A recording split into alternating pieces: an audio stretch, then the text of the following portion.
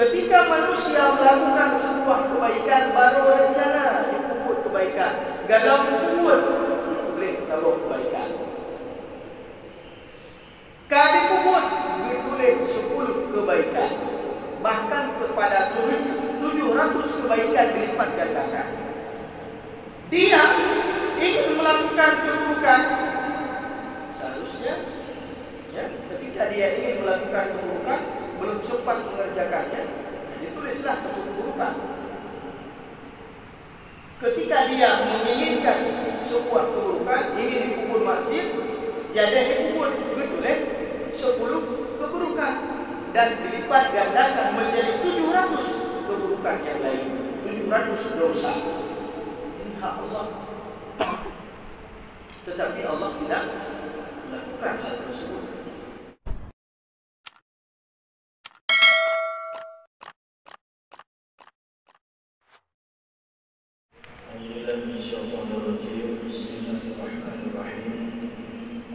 Assalamualaikum warahmatullahi wabarakatuh.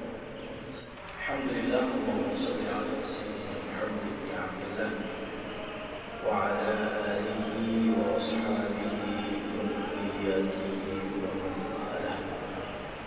Subhanaka la ilma lana illa ma 'allamtana innaka antal alimul hakim. Rabbi shrah li sadri wa yassir li amri wahlul 'uqdatam min lisani yafqahu qawli. Amma ba'd. Hadirin sidang jemaah subuh yang dimuliakan oleh Allah Subhanahu wa taala. Masih di dalam hadis yang ke-37,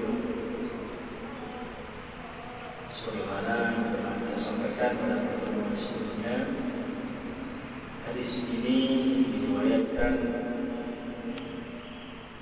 oleh Ibnu Abbas radhiyallahu anhu dari Rasulullah sallallahu alaihi wasallam fima yarwihi an Rabbih tabaraka wa ta'ala. Kama hadisnya hadis ini adalah hadis qudsi. Allah Subhanahu wa taala berfirman bahwasanya Allah telah menentukan dan menulis hasanat dan sayyiat. Kemudian Allah menjelaskan faman hamma bihasanah, siapa yang menginginkan kebaikan atau ingin melakukan kebaikan dan belum sempat mengerjakannya, maka katakanlah Allah wa'indahu hasanatan kamilah, maka Allah akan menuliskan satu kebaikan yang sempurna. Dan barang siapa yang menginginkan kebaikan atau ingin melakukan kebaikan, fa'amilaha, kemudian dia mengerjakannya, katabahu Allah 'indahu 'ashru hasanatin ila 700 dhi'fin. Apabila seseorang hendak merencanakan melakukan kebaikan, kemudian dengan ikhtiarnya, dengan kesempatannya, dengan kemampuan yang diberikan oleh Allah kepadanya, maka dia mampu melaksanakan kebaikan tersebut, maka Allah menuliskan kepadanya 10 kebaikan dan dilipat gandakan sampai 700 ganjaran. Dari 10 sampai 700 ganjaran. Kemudian wa in hamma bisayyi'atin, dan apabila dia ingin melakukan sebuah keburukan, ini sudah ada rencana ingin melakukan keburukan, maka pada saat itu tidak ada kesempatan baginya untuk melakukan keburukan tersebut. Apakah itu dia tidak punya waktu, dia tidak punya kesempatan karena ada yang mengawasi dan lain sebagainya, maka dia tidak jadi mengerjakannya. Falam ya'malha, katabahu Allah 'indahu hasanatan kamilah, maka pada saat itu ya, ketika dia tidak jadi melakukan keburukan tersebut, lalu teringat, ya Allah, ya, maka Allah menuliskan baginya satu kebaikan yang sempurna. Wa in hamma biha, seandainya dia merencanakan ingin melakukan keburukan tersebut, kemudian ada kesempatan dan dia melakukannya, yang ditulis baginya adalah sayyi'atan wahidatan, yaitu ditulis baginya adalah satu keburukan. Rawahul Bukhari dan Muslim. Di sini diriwayatkan oleh Imam Bukhari dan Imam Muslim dengan redaksi seperti yang kita bacakan tadi. Imam An-Nawawi dalam hadis ini mengomentari. Jadi jarang Imam An-Nawawi itu langsung mengomentari hadis tersebut kecuali di dalam syarah. Akan tetapi pada matan hadis ini, Al-Imam An-Nawawi rahimahullah mengomentari, "Fanzur ya akhi, wahai saudaraku, coba lihat. Waffaqana Allah wa iyyaka." Mudah-mudahan Allah memberikan petunjuk kepada kita semua dan kepada kamu sekalian. Ila 'azimi lutfillah ta'ala, bagaimana keagungan kasih sayang dan kelembutan Allah Subhanahu wa ta'ala. Wa ta'ammal hadhihi al-alfaz. Coba kita renungkan baik-baik apa yang disampaikan oleh Allah di dalam kalimat ini. Indahu qawluhu indahu isyaratan ila al-i'tina'i biha, seolah-olah Allah menjadikan itu sebagai sebuah perhatian khusus baginya. Katabahallahu indahu, Allah menjadikan itu sebagai sesuatu hal yang Allah wajibkan atas diri Allah sendiri untuk memberikan ganjaran kepada kita. Jadi seolah-olah Allah menentukan kepada dirinya, apabila ada yang ingin mengerjakan kebaikan lalu tidak sempat mengerjakannya dan belum mengerjakannya, maka Allah pada saat itu pada diri Allah sendiri, Allah memberikan kepadanya sebuah kebaikan yang sempurna. Nah, di sini kita dapat memahami kata Al-Imam An-Nawawi, isyaratan ila i'tina'i biha. Allah sangat perhatian, Allah sangat menekankan tentang berniat baik lalu melakukan kebaikan tersebut. Wa qawluhu kamilan, dan ketika Allah menyebutkan kamilatan, yaitu sempurna, litakidi wa syiddatil i'tina'i biha, untuk menjelaskan kembali dan mentakkidkan kembali, menguatkan kembali terhadap pahala yang telah dijanjikan oleh Allah kepada orang yang melakukan kebaikan lalu belum sempat melakukan kebaikan tersebut. Wa qala fi sayyi'ah, coba lihat ketika Allah mengatakan pada keburukan, allati hamma biha, kemudian orang yang ingin melakukan keburukan tersebut, thumma tarakaha, kemudian dia meninggalkan. Tarakaha, dia meninggalkan apakah karena tidak ada kesempatan lalu dia teringat, ya Allah, dia puput, dia bisa. Atau dia meninggalkan, tiba-tiba dia sudah merencanakan lalu dia meninggalkan keburukan tersebut, tiba-tiba dia takut kepada Allah Subhanahu wa ta'ala.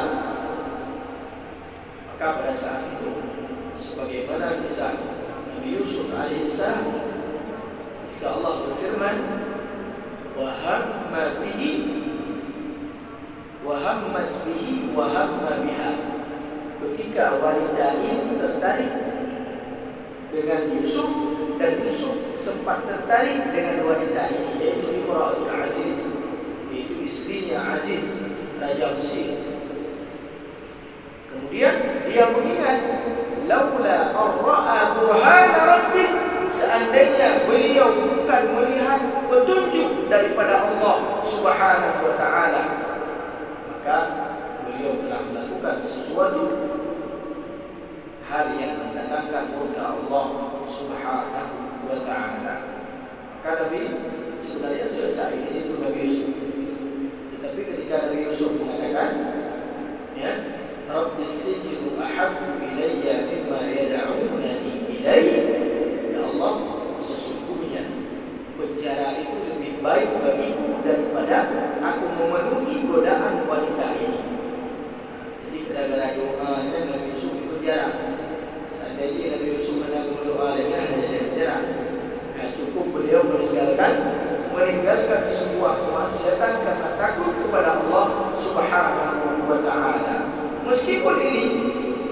berencana melakukan keburukan itu naluri seluruh orang manusia.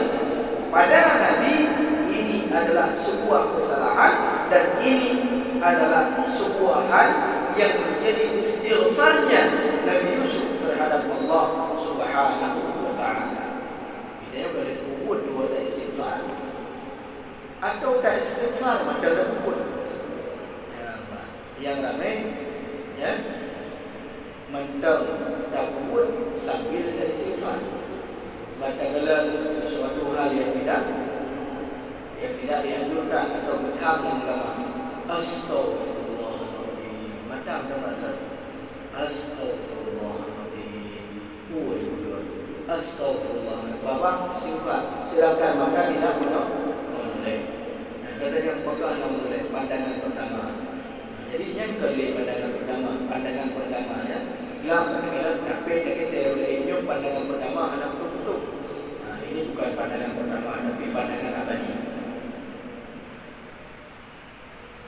Maka ketika dia meninggalkannya, kataballahu 'indahu hasanatan kamilah, maka Allah akan memberikan ganjaran kepada orang yang meninggalkan keburukan dan kemaksiatan karena takut kepada Allah Subhanahu wa taala dengan pahala atau kebajikan yang sempurna.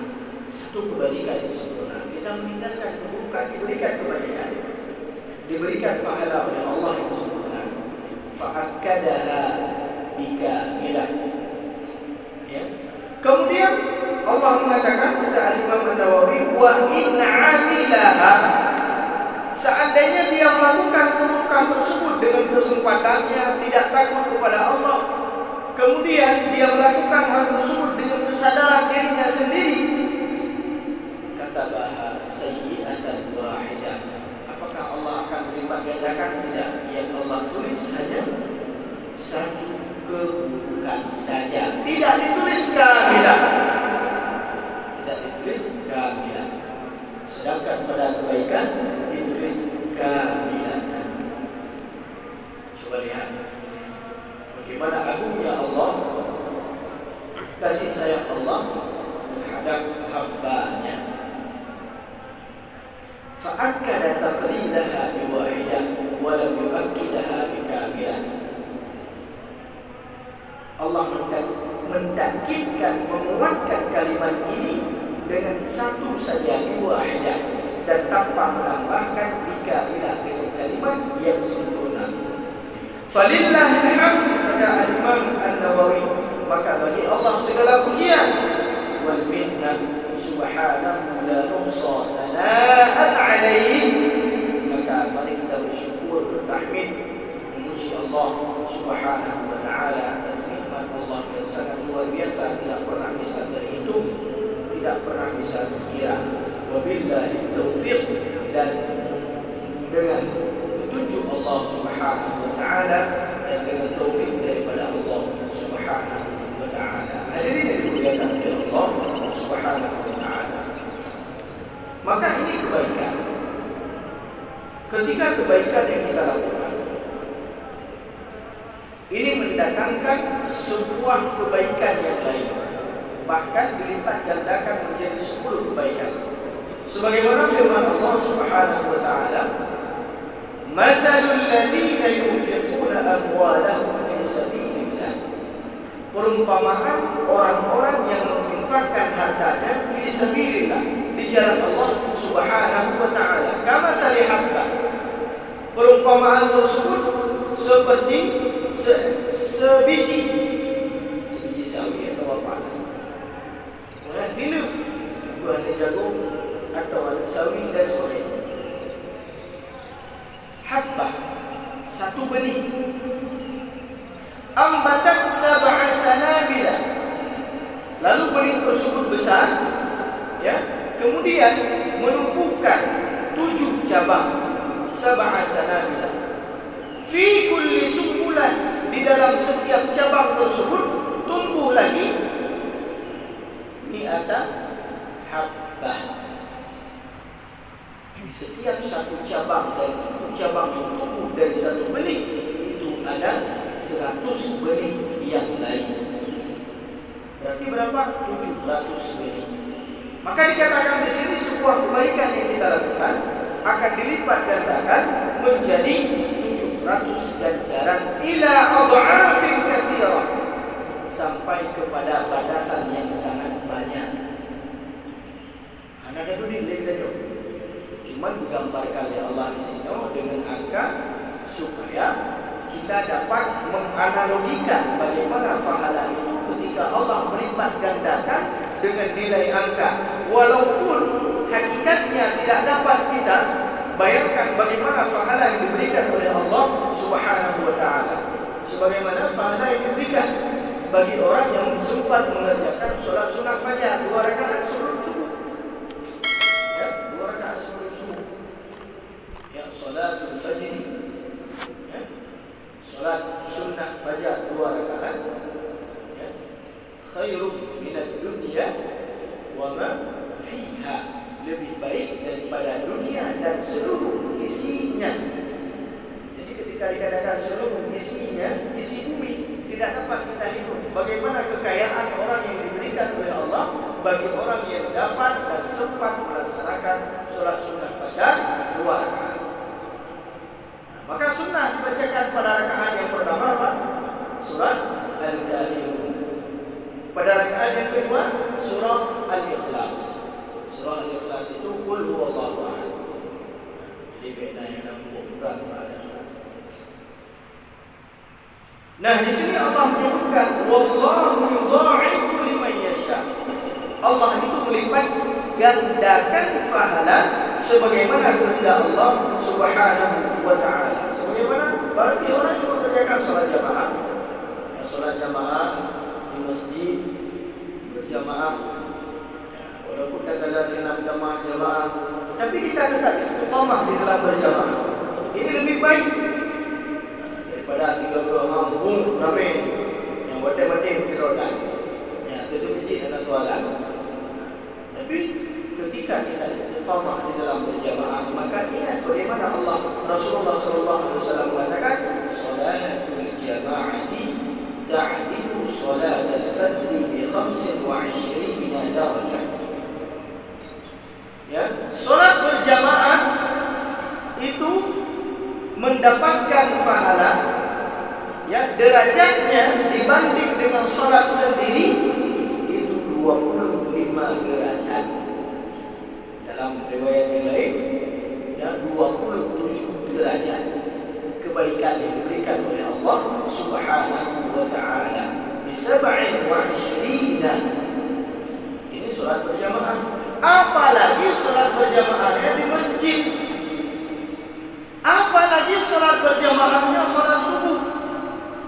Apalagi salat berjamaahnya 5 waktu rawatib di masjid. Maka ini luar biasa ganjaran yang diberikan oleh Allah Subhanahu wa taala. Maka Rasulullah sallallahu alaihi wasallam mengatakan, "Idza ra'aita ar-rajula," apabila engkau mendapatkan seseorang yang duduk senantiasa yulazimul masajidah, dia senantiasa selalu berada di masjid, walaupun dia duduk bila di luar waktu sholat dia duduk iktikaf, dia duduk, fashhad lahu bil iman, maka bersaksilah bahwasanya saudara tersebut, lelaki tersebut adalah tanda orang-orang yang beriman.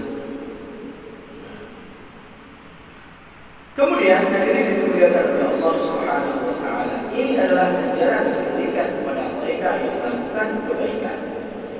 Sangat banyak penjelasan tentang bagaimana ganjaran ini dilipat gandakan oleh Allah Subhanahu wa taala.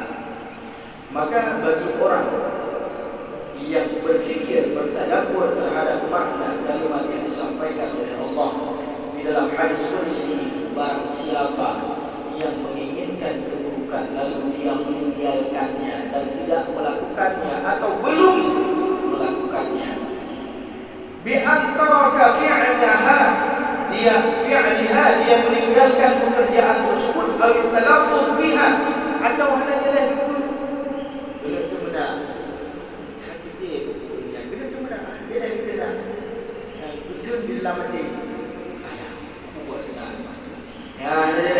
Awit talaffuz biha liwajhi ta'ala, karena Allah Subhanahu wa ta'ala. Maka di sini dikatakan kataba Allah ta'ala 'indahu hasanah, maka Allah itu akan menuliskan baginya satu kebaikan. Supaya satu kebaikan bagi yang meninggalkan keburukan. Dan rencana pun maksiat hanya jadi, maka Allah memberikan kepadanya satu kebaikan. Wa in hamma biha, seandainya dia melakukannya, fa'amilaha, lalu dia punya kesempatan tidak teringat kepada Allah dan mengerjakan keburukan tersebut, kutibat lahu sayyi'atan, maka Allah menulis dan memberikan ganjaran kepadanya satu keburukan, walam tudha'if alaihi, dan tidak dilipat gandakan atasnya. Coba lihat, kira-kira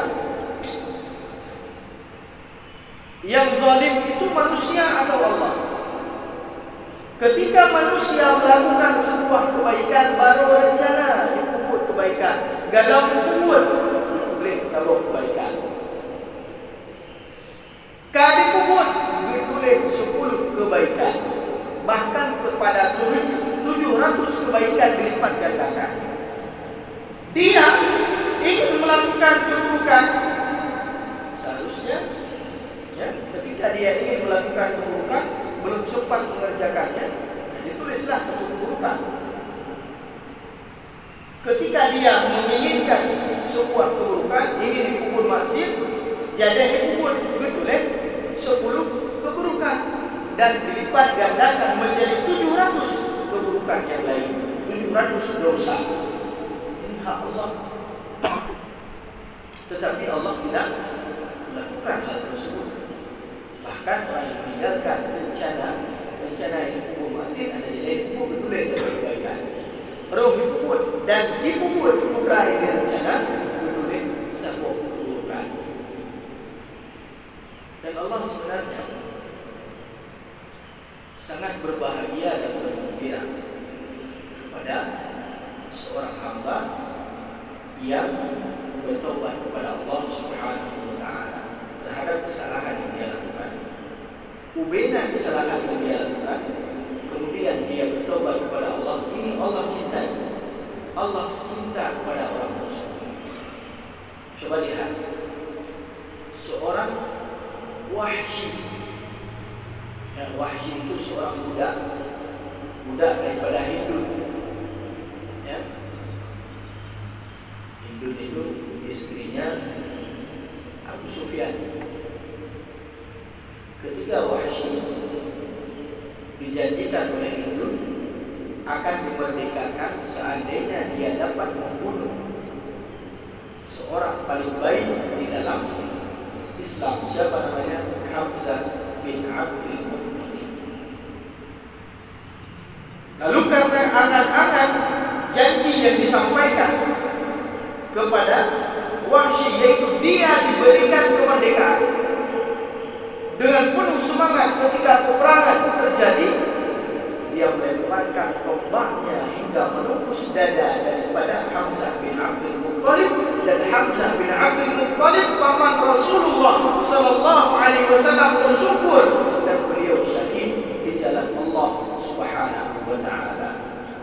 Bahkan itu walaupun kemudian beliau masuk Islam bersama dengan Abu Sufyan, karena marah terhadap Hamzah, beliau membelah dada Hamzah dan memakan jantung daripada Hamzah bin Abdul Muttalib. Puaskah apa yang dilakukan oleh Wahsy terhadap paman Rasulullah sallallahu alaihi wasallam? Ketika Wahsy masuk ke dalam agama Islam, coba lihat. Rasulullah sallallahu alaihi wasallam tidak pernah mengatakan, wahai Wahsy, engkau telah membunuh orang terbaik, engkau telah membunuh pamanku. Akan tetapi Rasulullah yang namanya manusia, qul innama ana basharun mithlukum yuha ilayya, katakan, wahai Muhammad, engkau adalah seorang manusia seperti mereka, hanya saja engkau diberikan wahyu oleh Allah Subhanahu wa taala. Ketika Rasulullah berhadapan dengan Wahsy, Rasulullah menundukkan pandangannya. Rasulullah bukan tidak sanggup memandang Wahsy, dan inilah yang membuat Wahsy tidak tenang seumur hidupnya. Hingga pada sebuah peperangan, dia berjanji kepada Allah Subhanahu wa taala, "Ya Allah, tombak ini telah membunuh manusia yang terbaik, dan aku berjanji kepadamu, aku akan membunuh seorang musuh Allah yang terburuk, yang telah memusnahkan, yang telah memerangi orang-orang Islam." Dan Rasulullah bersama para sahabatnya. Kemudian dengan tombak itu dia membunuh siapa? Abu Jahal. Ketika Abu Jahal mati, lalu dia mengatakan, "Wahai tombak, dengan ini aku telah membunuh manusia yang terbaik dalam Islam, dan dengan ini aku telah membunuh musuh terutama di dalam Islam." Lalu tombak itu dipatahkan oleh Wahsy dan ditinggalkan. Apakah Allah marah terhadap Wahsy? Rasulullah marah terhadap Wahsy? Tidak. Itulah Islam. Bagaimana Islam sangat mengagungkan sebuah taubat manusia, seorang yang datang lalu bertaubat kepada Allah Subhanahu wa ta'ala. Apalagi seseorang yang ingin melakukan keburukan, lalu dia tidak jadi melakukan keburukan tersebut karena dia takut kepada Allah Subhanahu wa ta'ala.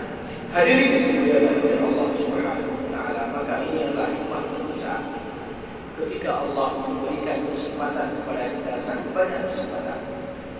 Ya, Shaum Arafah, dengan puasa Arafah, yukaffiru sanah, dapat menghapus dosa 1 tahun sebelumnya. Ya. Banyak amalan-amalan ketika kita melakukan kesilapan disuruh apa? Memperbanyak kebajikan. Innal hasanata tamhus sayyi'at, karena kebaikan-kebaikan itu akan menghapus keburukan. Karena hakikatnya Allah ingin kita masuk ke dalam surga Allah, maka banyak sekali ya amalan-amalan yang dapat menggugurkan dosa. Yang pertama menggugurkan dosa, yang kedua menambah pahala. Coba lihat, dosa yang kita lakukan dengan rencana keburukan tadi, rencana ada kubur bro, ada kubur maksud, ada kubur tabuh keburukan itu oleh Allah.